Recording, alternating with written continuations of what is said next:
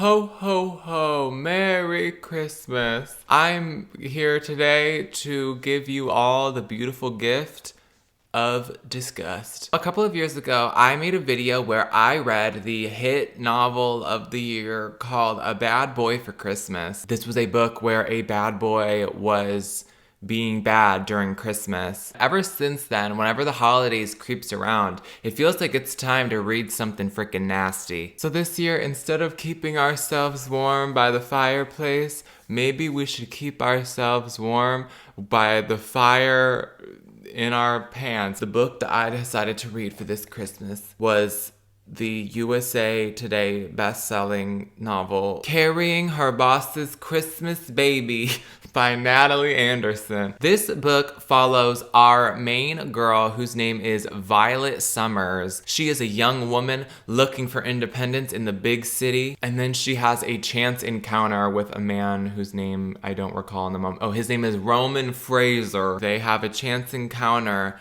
which involves nastiness, which also results in a Christmas baby being conceived. I don't know if I should give like a trigger warning for this. The only thing that I will say is just be ready for the holiday spirit to just hit you. And he also like threatens to hit her. So we start chapter 1, and it is on Halloween. Roman Fraser strode through the deserted atrium, struggling to avoid the Halloween decorations strewn across the floor. As CEO of Fraser Holdings, he was too busy overseeing a wide assortment of companies and interests. What? He is basically a CEO, and the book conveys this by saying, Roman Fraser is the CEO. Halloween heralded the slide into the festive season. Upbeat jingling songs would soon be on endless repeat. The expectation to socialize would skyrocket even higher than normal. It was the start of the sharing season, the time to give and receive, to eat, drink, and be merry, none of which Roman Fraser wanted to do. He's basically like a grumpy Grinch Scrooge type, and the book conveys this by saying, yeah, he was a grumpy Grinch who wanted to be alone. After we meet our main man, Roman Fraser, we meet our other main woman whose name is Violet Summers. Basically, she works at some random freaking place in the city, and so she's like locking it up, and she's like in the streets. I'd say the most exciting thing about this character to me is the fact that she is actually from New Zealand. She turns around and there is a random man standing directly behind her for no reason. While she had her back to the street, an angel had fallen and landed just 5 feet away. A tall, broad-shouldered, beautiful angel. He was perfect, attractive to anyone with a pulse. That's kind of weird, I don't feel anything. She froze, afraid that he'd murder her. I'm just kidding. She froze, afraid he'd disappear if she blinked. She wanted to enjoy the magic for as long as possible, but she laughed at herself. She was like, He still didn't move. He just stared at her from across the street. You're telling me this girl is just minding her business. She turns around and there is just a man staring at her? Girl, you need to freaking run. So she turns around and she says, do you need some help? Oh wait, I forgot. She is actually from New Zealand. So she said, do you need some help? No, that's not right. Do you need some help? How do the New Zealand people sound? It's not quite Aussie. Do you need some help? I need to figure this out. Hold on a second. I'm looking up an Aussie speaking tutorial. Hello, my accentual friends. Hello, your accent friends. Welcome to Accents with Amy. Accents with Amy. I think that it's like Aussie, but if you were like kind of being bitchy about it, you know what I mean? He turned. The distant look evaporated, instantly replaced with alertness. He's like, I gotta kill this person. Are you talking to me? She swallowed. Yes. What makes you think I need help? You look like you were lost. Lost? He echoed, sardonically. Yeah, like you landed in a place you don't belong. She winced inwardly. How do you wince inwardly? Is she meaning like mentally cringe? Because I've been there. But I feel like when you say winced inwardly, she's like, they are standing in the middle of the sidewalk, and since it's a freaking sidewalk, people need to walk through. And so people like cut through them, and so they like move over. And he like jumps over really fast. You moved fast, she muttered, dissolving just like that into a breathless female. What the hell does that mean? He says, instinct. because he has trauma. He was naturally protective. Girl, how do you freaking know? You don't even know him. So they proceed to banter with one another for what feels like pages and pages, and it was really boring. I'll read some of it. Do you think being an angel was too much hard work? That's why you ditched the wings. Must be pretty burdensome, always having to be good. There was an edge to his word, a wicked glint in his eye. She smiled. You get sick of that? I get sick of everything. He gave a rasp. Honestly, that time, yeah, the guy was not fine. He was damaged. What do you do then, she breathed, when you're sick of everything? His gaze held hers. Not angelic things. Basically, we are establishing that he is just a sad, sad man who has been through trauma, even though he's a freaking billionaire. He has been confirmed to have inherited billions and billions of dollars. And I just want to say, do you guys think that he pays taxes? Because I don't know why I feel like he doesn't. He says like, girl, where are you from in New Zealand? And she says, I'm from Aotearoa, New Zealand. She saw the perplexed look on his face. Am I talking too fast? He like clarifies that he doesn't hate every person that's from New Zealand. He's like, don't get me wrong, I love New Zealand, but I don't know what you're saying. Is it offensive to speak in New Zealand accent bad? First thing comes up says, is Kiwi a slur? Generally, the term Kiwi is used affectionately and is rarely used as a slur. Well, that's good. Since he is a rugged and scary man, he tells Violet that she needs protection from him and that she should just stay away. And Violet goes on to say, I don't want or need protection from you. But based on the title of this book, she did. Also protection because he's gonna try to freaking kill her. So chapter 2 takes place a month later and now it is Thanksgiving. I don't know why. That girl was a novelty with her Antipodean accent, her rushed honesty, and mutual fascination. With what? She'd been unable to hide her love for him, even though she had tried. Are we reading the same freaking thing? I swear did I get amnesia while I was reading this? First of all, I don't know what an Antipodean accent is. Second of all, I don't remember her being honest. I don't remember her like being in love with him and trying to hide it. I just remember both of them being dumb. Since he is crazy, the next scene starts and he is standing outside of her store. He was staring at her through the window of her shop. He watched her animatedly conversing with a customer. She said, her lips were pink and perfectly made to be teased with gentle kisses. I don't know how a person freaking teases somebody's lips, but personally, I feel like if I was gonna be teasing somebody's lips, I'd be like, kisses he wouldn't be able to keep gentle for long. So he would be like,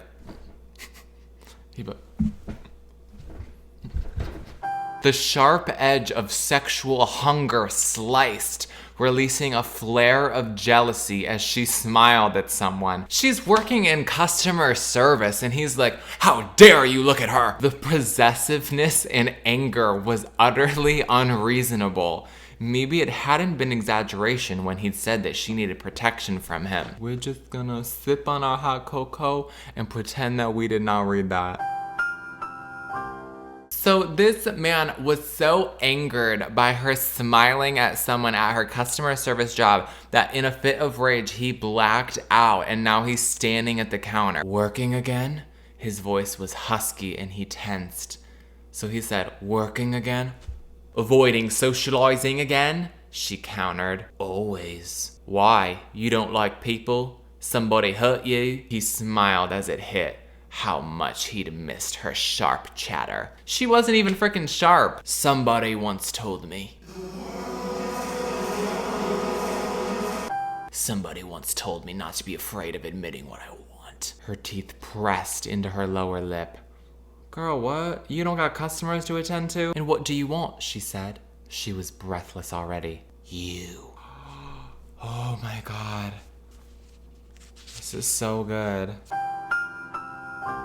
He's like, let's go back to my place and let's get working on the main plot line of this book. So he takes her back to this giant presidential suite in the hotel that he owns. And since she's an idiot, she doesn't process that he's really rich or process that he owns the hotel. You're really wealthy, aren't you? Are you gonna be nicer to me if I say yes?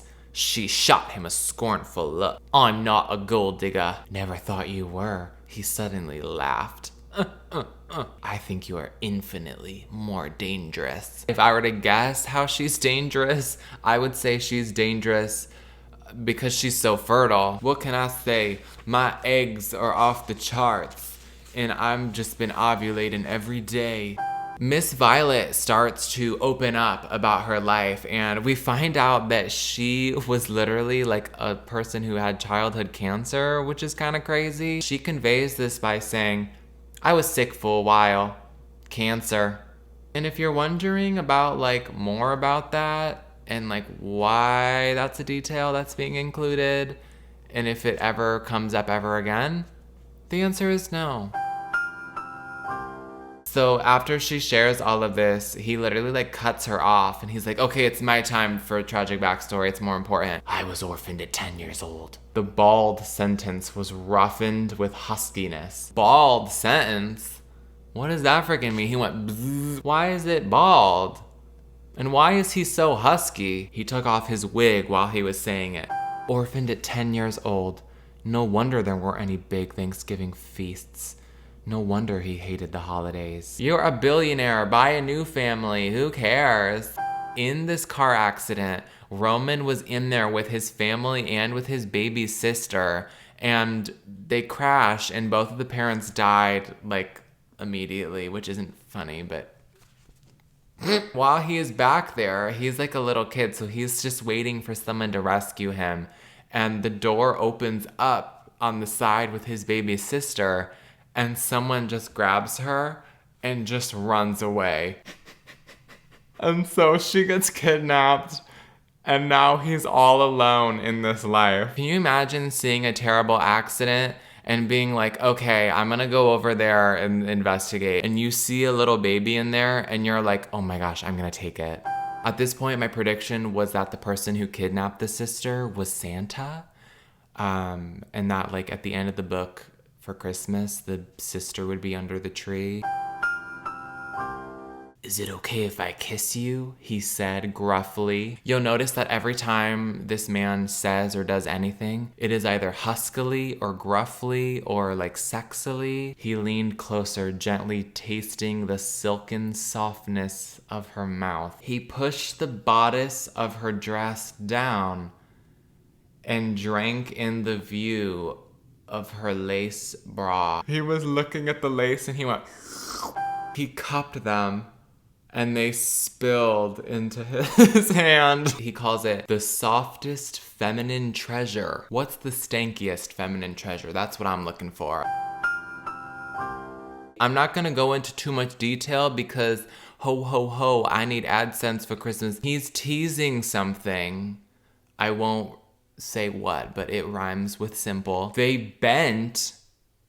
So wait, he's bending them? Girl. The roadie groans. So she's like, he sucked in her, is it in his mouth? Violet writhed. So she said, she was so close to releasing something. We never find out what, but I think that she's probably releasing maybe an album? I don't really know. I'm taking you to bed. He stood, easily lifting her with him. She wrapped her legs around his waist. So she was wrapping her legs, and she was also wrapping her Christmas presents. When he moved back close, she saw a massive scar on his upper thigh. There was a scar on his pee-pee. I'm just kidding. Someone tried to take it off in the accident. The weather may be cold, but you're so hot, he said. When I'm reading this scene, honestly, I really do feel just the holiday spirit, don't you? We find out that Miss Violet has never partaken in any of these activities before. And so that means that she has a 100% success rate. His jaw locked even more tight. He's like, it might hurt. And so you're like, oh, like he's gonna take it slow. No, the words that are described is thrust, hard, deep, pushing, wide, shocking sensation, pinned down. His gaze was fierce. So in my mind, he's like... So in this scene where they are baking bread or whatever, they are like slapping the dough or whatever, and now he's saying to hit it harder because it's not getting kneaded enough. They continue to beat down on the bread. And then after, she is shaking and screaming. We cut to the next scene, and it is a month later, and it says that we are 5 days before Christmas. She is now working as a stewardess for this fancy luxury train. While they are preparing to board, Roman appears. Oh, no. And he's like, hey, all you people, I am the boss. And she's like, oh my gosh, this is gonna be so awkward because like we were banging or whatever. A random person is like, hey guys, since we're about to go on this trip, we're gonna do a random drug test to see if any of you guys are on drugs. He ran his hand through his collars. Your test showed that you're pregnant. Pregnant? That's not possible. Violet broke the silence. Did anybody see this coming? I saw something coming. Someone. So Violet is freaking out and she said, I'm not pregnant, this is not true, I'm boarding this train or whatever the frick, like you can't remove me. And so this random man goes and he gets Roman to deal with the situation. Roman glared at her. Drugs, Violet? Not drugs. Her voice came out horribly husky. Oh, so she's husky now, okay. Apparently they also test for... She couldn't find the word. Pregnancy. His eyes widened. What? You're pregnant? Her throat tightened. She couldn't speak at all. He ran his hand through her hair and suddenly stepped closer. You're pregnant with my baby. You didn't know? Of course not. She's like, I'm too young to have a baby. I don't have a good job. Like, I'm gonna get some scissors and I'm gonna cut that baby out, if you know what I'm saying. Blunt, blunt, blunt. He said, if you're scared that you're young and if you are scared that you are broke, don't worry, because I have a confession to make. I am actually a billionaire. And we have to pretend that we cared. And you think that she's gonna be like, oh my gosh, this is amazing. I am going to be getting that child support money. But instead she says, I don't care that you are a billionaire. I would immediately be walking up to that courtroom. I'd be like, okay, y'all, I am pregnant. He will not be in the picture. What is the child support bill? He accuses her of like poking holes in trying to steal his money. And she's like, I didn't even know that you were rich. And he said, there's no way to prove that. It's so exciting. You think that they're gonna like talk about the pregnancy or talk about like their options. They don't. He just kind of freaks out about his money and accuses her of trying to steal it. He had not realized how angry he was. And now that anger was pushing on the walls of his self-control, he wanted to kiss her.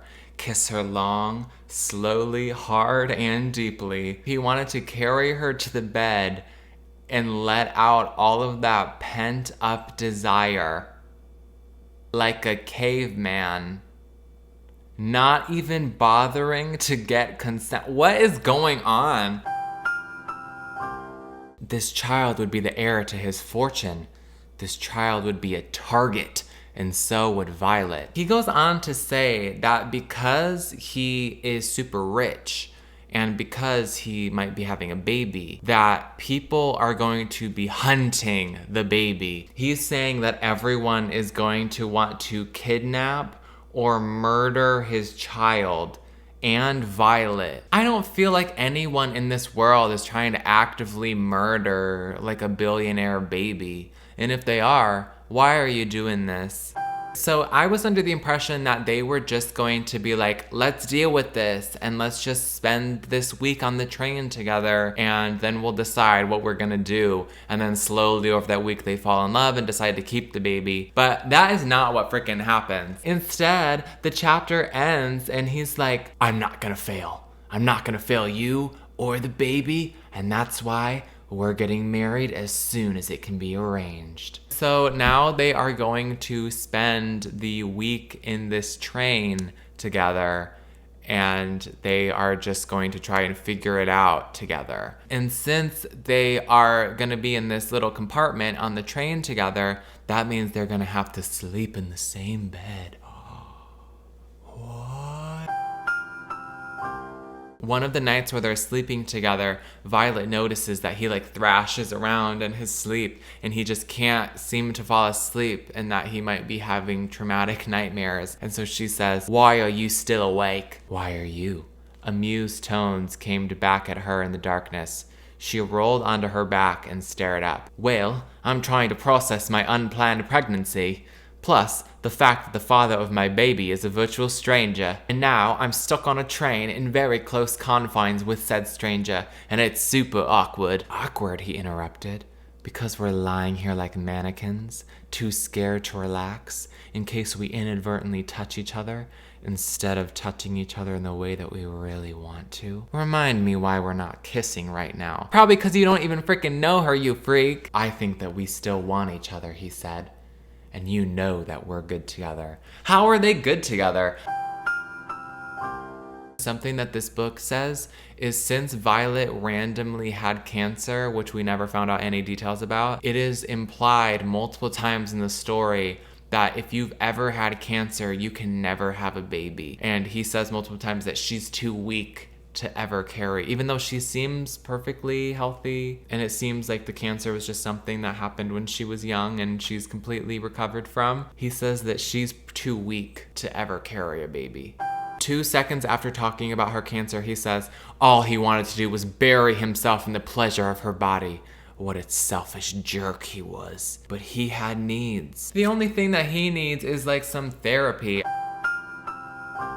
She goes on this long spiel where she talks about her life and her struggles and her traumas. And then out of nowhere, for probably the third or fourth time in this book, Roman will hijack the conversation and talk about his own trauma instead, since it's way more important. He starts talking about how sad he is that his parents died in a car accident and how his sister was kidnapped. My guess as to why this book is super repetitive and why like characters will say the same things over and over again, I think it's because the nature of these books is that like older women are reading these books and that like they're mothers and they live like very hectic, busy lives. And so they're just reading a chapter here and there. And so if you started reading this book a couple days ago and now you finally have a free moment, you will have forgotten about the sister getting kidnapped. Because obviously women are so stupid, right? Like they can't remember anything. But since I read this book in just a couple of days, it feels like I'm going crazy when in every chapter they will reiterate the exact same thing.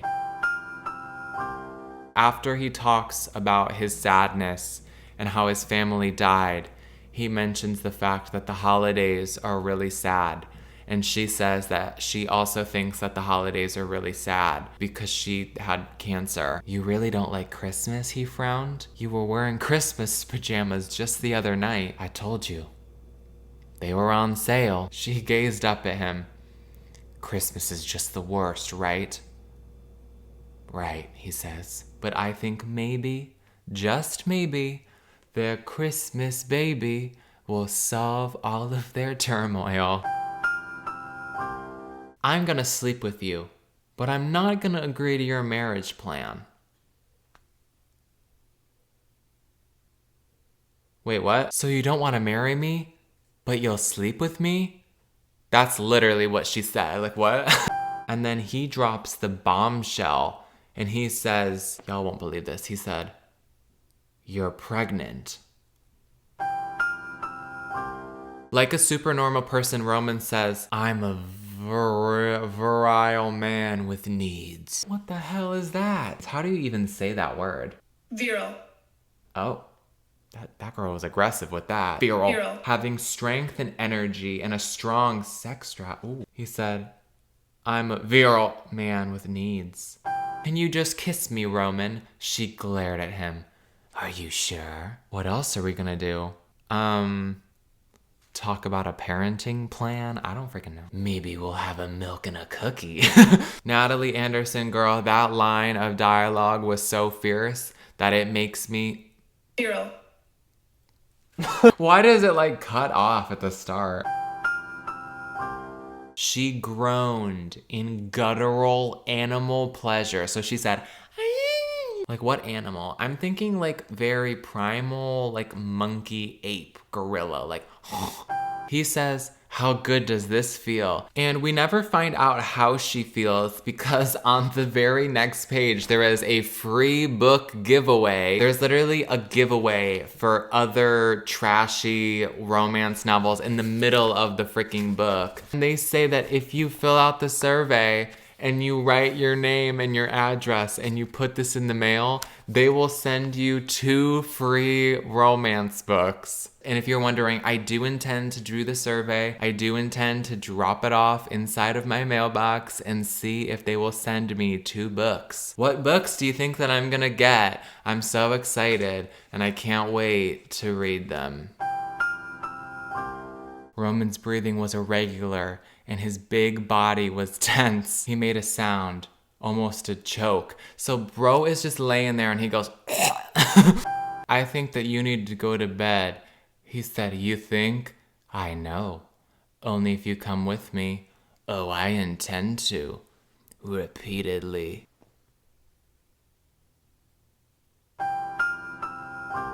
So later on they talk more and they're saying like, hey, we should probably go to the doctors and have them like confirm that you're actually freaking pregnant since you found out through a literal drug test. And he said, and we should probably get like a paternity test too because I'm not convinced that this is my baby. At this point, we're like halfway through and they have like spent like all this time together getting to know each other and dealing with these things. And it's just now being revealed that he doesn't even believe that this freaking baby is his. People find out you're pregnant with my child, you're a target for abduction. Literally, who is trying to abduct a baby? I'll keep saying it. I know that sometimes like babies do get kidnapped and I'm not saying that's not true. Like sorry if you were a kidnapped baby, I don't mean to offend. But like why is he acting like the minute people find out that he is having a baby that there's gonna be like a hit put on the baby? Even if you hire a hitman to kill a freaking baby, like you're not gonna be the one to get the money. Like if you're a hitman, why don't you try to fall in love with the baby and then you can steal it? The money, I mean, not the baby. And it will be grown. I'm not saying he should marry a baby. I mean, his baby, the future baby, will be a big person. He says for the 10th time that he's scared that she might be a gold digger just after his money. And then she explains and she's like, no, like I didn't even know you had money when we got together. And he's still like wanting to marry her. Like he's the one who keeps being like, let's get married. And she's like, no, I don't want to get married. And then he's like, you're trying to steal my money. Tell you what, Roman, I will marry you. In fact, I'll marry you this second if that's what you want. His eyes narrowed. On what condition? She said. That there's no prenup. But wouldn't that imply that she's wanting the money? I don't think I understand. Roman's tension was unsustainable. He'd slept poorly, not because he'd been making love with Violet all night. I don't know why that detail was included, but because he'd been wary of falling deeply asleep and having those nightmares again. Oh, my heart aches for him. Then he starts to talk about how... And I'm so shocked to learn this, but his sister was kidnapped in a car accident. So we get to chapter 9, and it starts with a little heading, and it says Christmas Eve. And I like gasped, because I completely forgot that this was even supposed to be a freaking Christmas book. So the train comes to its end, and it stops at this like lodge place where there's snow and skiing and it's like a multi-million-dollar lodge that his family owns. And so they get there, and he like runs up in there and like leaves her behind. And so she goes in there and she says, "Are you okay?" "I need to get off the train for Christmas Eve." "Oh." She suddenly tensed. "Did you want to make sure Santa knows exactly where you are?" "I forgot you don't know." He shook his head. "The accident was on Christmas Eve." One night, Violet is sleeping on the couch, and then she wakes up in the middle of the night, and it says she realized the truth. She was completely and utterly and totally in love with him, but she knew that he'd be bored with her soon enough, which meant that she could never, ever agree to marry him, because that would destroy her. She doesn't even know who he is. Their entire romance is that they were talking on the street and she thought he was hot. A month later, he stood outside of her work and then like went in there and pretended that it was like organic meeting again. And then they slept together that night. And then a month later, she got a new job underneath him and she was pregnant. And then he forced her to stay on the trip. 2 days later, they're in a lodge. And all during this time, they've just kind of argued, and you're trying to convince me that they're in love? If she can go down a list of qualities that she thinks are admirable or even like not repugnant, I feel like I could believe their love story, but I feel like he's done nothing and I hate him. So when we get to chapter 12, that is when it's Christmas Day. Woohoo! Who's ready to open some presents? I was really hoping that my long unfulfilled wish that a character in one of these like smutty Christmas books would get a bow and put it on themselves and then say, "I'm the gift," and then they bang would happen. They wake up on Christmas and I was thinking that they were gonna like put on their PJs and open up their presents. But instead, Roman gets a phone call. We all know where this is going. "Roman, I've got news." Roman tensed. "What's wrong?" He immediately thinks that the pregnancy has leaked and that he's gonna have to like make sure that his baby doesn't get like assassinated. "Roman, you won't believe this. I found Eloise." "It's really her," he continued. "I waited till I had the results, but they're clear. It's a DNA match." If you are wondering why, as the reader, we should care about the sister, to be honest, I don't really know. I was under the impression that what was going to happen is our characters would be like, "Yay, let's go." And they would leave the cabin, they would meet the sister, they would for the first time experience family Christmas and memories would be made, and they would decide that maybe they do want to get married and everything would work out. But instead, Roman screams and is borderline abusive. "I need you to promise me that you won't leave while I'm gone," he said shortly. "You think I'd walk out when you're in the middle of a personal crisis? What kind of person do you think I am?" He threw her a furious look, and she knew then this was what he'd wanted. To rage. "Roman, I will be here for you always." "I don't want that," he snapped. "Aw, that's so cute." "This has all been a mistake," he said. "What, falling for each other?" "That's not what has happened." Her heart stopped. "You don't have to face everything alone, Roman." His mouth compressed. "I don't need your support." "But last night you asked me not to go, not to leave you." "I don't recall," he said grimly. He literally just starts screaming and freaking out and accusing her of a variety of things and saying that he's never cared about her for literally no reason. He continues to scream at her. He says that he only liked her for sexual reasons, which is really cute. She like opens up and she said, "I'm scared, Roman. The truth is I'm terrified of not being there for this baby. You're worth loving, Roman. I don't want that kind of relationship with you and I never will." He's about to leave and he's about to get on his helicopter and then he pauses in the doorway. "Violet, you know if you leave, I'm gonna track you down." I'm like, what is going on? Before he leaves, she says, "I'll get over you, and I'm going to live. That means taking chances, and I'm taking this one last chance with you, so here it is. I love you, Roman." He stood silent, and then walked away, and then the chapter is over.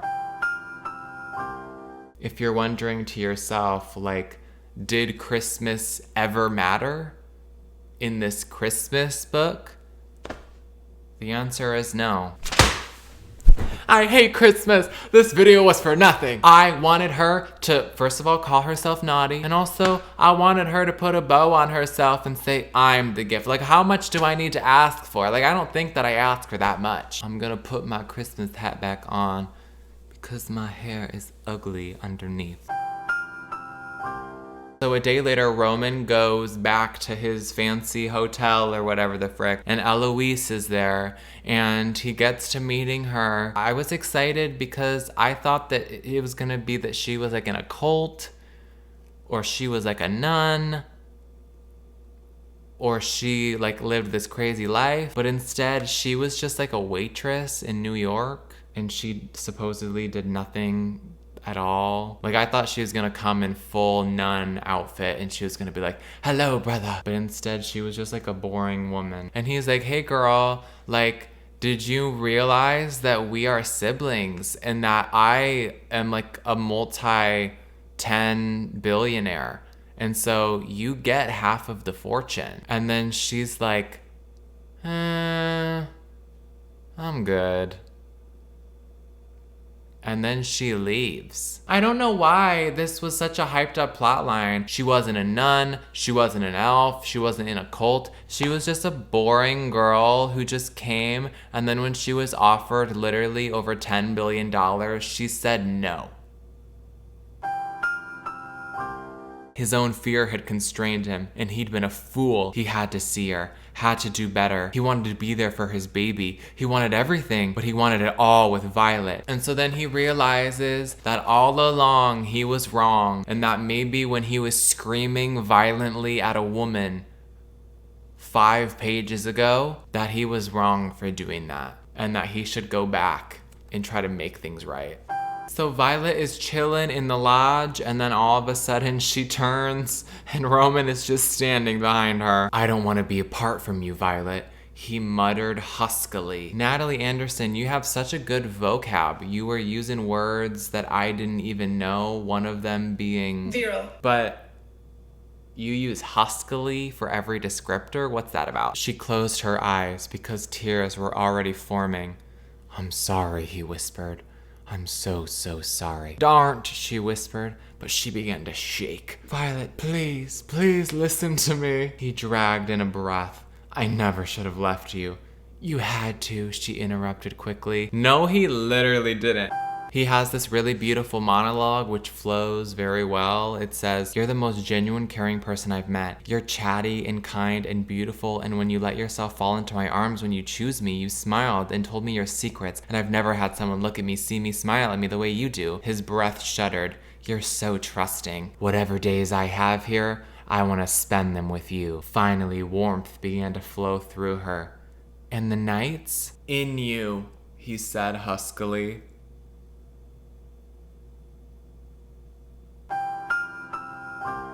I love you. I'm sorry I couldn't say it earlier. I love you. Tears coursed down her cheeks. Girl, there's no way you're falling for this. I never got you a Christmas present, he said. She reached over and retrieved the strip of tinsel that had fallen from the tree and draped it across his chest. You're my Christmas present this year. Oh my God, this is the best day of my life. She really said, you're the gift. Woo! Oh. Toad has fallen. She said, you're my Christmas present.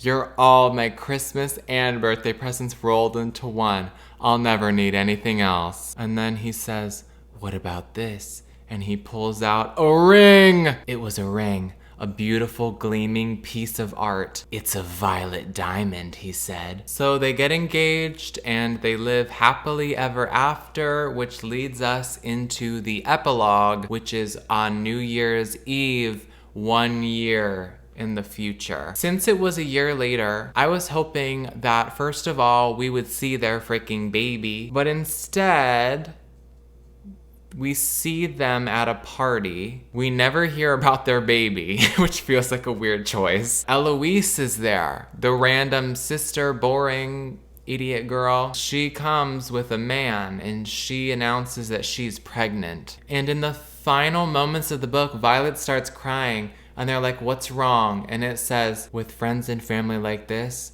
with her daughter sweetly sleeping at home and her husband alongside her always, her life, her future was so much more than full. And that's the end of the frickin' book. So yeah, if you're wondering, this book literally ends with an epilogue that takes place 1 year later, where we learn nothing about our two main characters that we spent like 200 pages getting to know. It ends with a pregnancy reveal from a character that we believed to be dead for 180 pages of a 200-page book, and then a year later she announces her pregnancy that we don't care about, and then we cry because we're so happy for her. Who the hell cares about Eloise's baby? Not me. I was hoping that we were gonna continue the holiday route and that it was gonna be Easter and we would have gotten to see their freaking baby get kidnapped or something.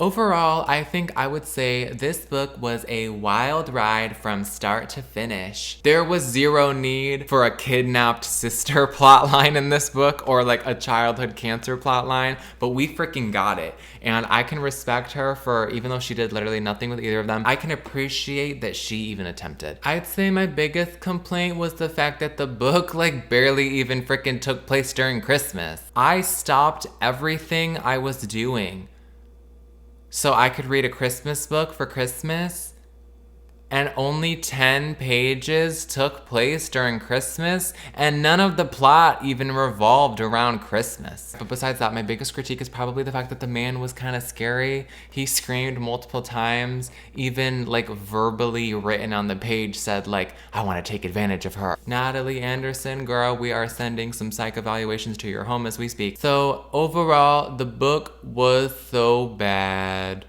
I already have plans for next year's Christmas video, and I'm honestly thinking maybe we should do like a left field choice. Maybe we should do like a Hanukkah romance or like a Kwanzaa romance, or maybe we should even look up like Santa smut.